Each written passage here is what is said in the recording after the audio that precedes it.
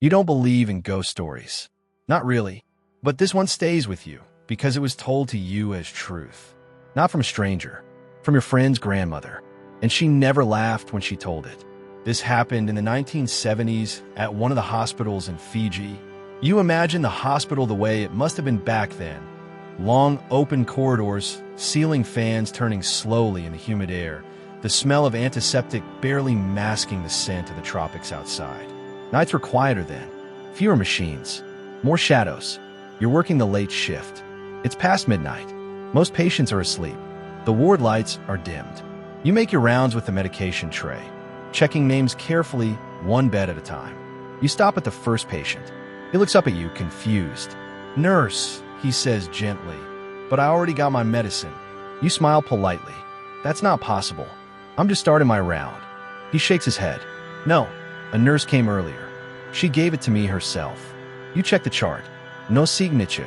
No documentation. Maybe he was dreaming. You move to the next bed. Same answer. Then the next. And the next. Every single patient says the same thing. A nurse came earlier. She wore the old-style uniform.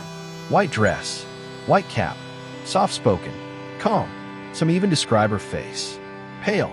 Tired. Kind eyes. You feel a tightness in your chest. Because no one on shift is wearing the old uniform.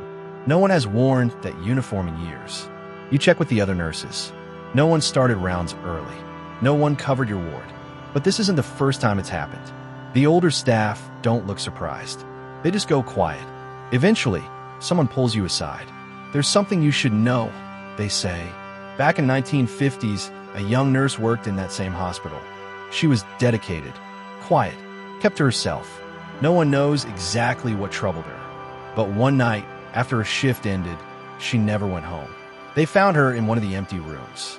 She had taken her own life, right there in the hospital. After that, the stories began. Patients claiming a nurse came in the night, dispensed medication, adjusted their blankets, checked their temperatures, always gentle, always silent, and always gone before morning. You tell yourself it's coincidence, suggestion, imagination, until one night it happens to you. You're halfway through your round when you realize something strange. The medication tray feels lighter. You look down. 2 cups are missing. You stop walking. You know you didn't give them yet. Slowly, you turn around. At the far end of the corridor, under the flickering fluorescent light, you see her. A figure in white, standing perfectly still, watching. Her uniform isn't modern. The hem falls lower. The cap sits sharply on her head.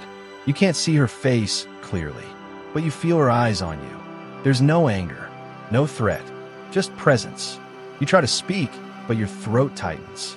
The ceiling fan above creaks once, and the light flickers. For a split second, she's closer, standing beside one of the patient beds, her hand hovering over a man's forehead. Then the lights steady, and she's gone. You rush to the bedside. The patient stirs. "Nurse," he murmurs sleepily. The other nurse already came. You look at the medication chart. 2 signatures are there, not yours, written in careful, old-fashioned handwriting. The ink's still fresh. After that, you never volunteer for the midnight shift again. But the stories continue. Even now, decades later, some say she's still there. Not haunting, not harming, just finishing her rounds. Still wearing white. Still walking the quiet corridors of the hospital. Still doing the job she never truly left. And if you ever find yourself in a hospital late at night, and a nurse offers you medication before the morning shift begins, you might want to check the name on her badge, if she's wearing one at all.